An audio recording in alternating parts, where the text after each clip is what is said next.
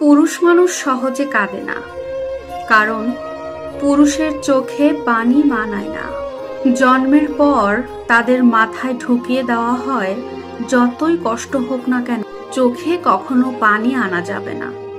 নারীরা কিছু হলেই কান্না করতে পারে, নারীরা রাগ হলে কাঁদে, অভিমান হলে তখনও কাঁদে, আবার কষ্ট পেলেও কাঁদে। কিন্তু পুরুষ কখনো অভিমানেও কাঁদে না, কষ্ট পেলেও কাঁদে না, রাগ করলেও কাঁদে না। নারীর চোখের পানিতে ছলনা থাকলেও একজন পুরুষের চোখের পানিতে কোনো ছলনা থাকে না। এত কিছুর পরেও যদি একটা পুরুষ কখনো কেঁদে ওঠে, তাহলে বুঝতে হবে সেই পুরুষটা অনেক কষ্ট পেয়েছে, অনেক বেশি যন্ত্রণার ভেতরে আছে এবং সে আসলেই কান্না করছে। পুরুষ কখনো কান্নার অভিনয় করতে পারে না। পুরুষের কান্নার দৃশ্য ভয়াবহ, পুরুষের কান্নার কারণ অনেক তীব্রতর হয়, তবুও পুরুষেরা কাঁদে। পুরুষ কাঁদে চার দেয়ালের আড়ালে, পুরুষ কাঁদে বারবার ইন্টারভিউয়ে ব্যর্থ হয়ে সেই সার্টিফিকেটের দিকে তাকিয়ে। পুরুষরা কাঁদে তার সংসারের চাহিদা না মেটাতে পেরে, পুরুষরা কাঁদে তার বাবা মায়ের চাহিদা পূরণ না করতে পেরে, পুরুষরা কাঁদে তার প্রিয়জনকে হারালে। একজন পুরুষ মানুষ তার নিজের জন্য না যতটা কেঁদেছে, তার থেকে অনেক বেশি কেঁদেছে অন্য কারোর মন রক্ষা করার জন্য। বাবা মা, পরিবারের মানুষের জন্য কিংবা প্রিয়জনের জন্য, তাদের মন ভালো রাখার জন্য একটা পুরুষকে চোখে পানি ফেলতে হয়েছে।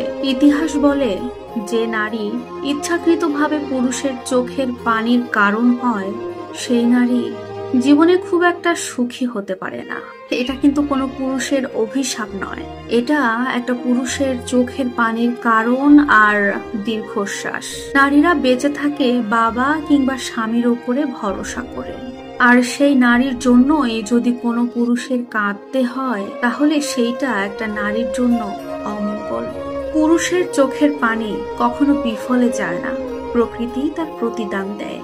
তবে একটা মজার ব্যাপার কি জানেন, প্রকৃতি তার চোখের পানির প্রতিদান দিয়ে দেয়, কিন্তু তারপরেও একটা পুরুষ তার পরিবার, তার আত্মীয়, তার ভালো লাগার মানুষ, তার শখের মানুষ, সবার জন্য ঢাল হয়ে থাকে। পুরুষকে কাঁদিয়ে যে নারী বড় হতে চেয়েছে, সেই নারীর সারাটা জীবন ভাঙতে ভাঙতে গিয়েছে।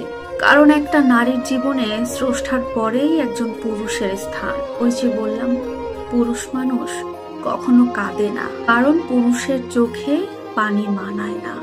ইতিহাস বলে যে নারী ইচ্ছাকৃতভাবে পুরুষের চোখের পানির কারণ হয়েছে, সেই নারী জীবনেও সুখী হতে পারেনি।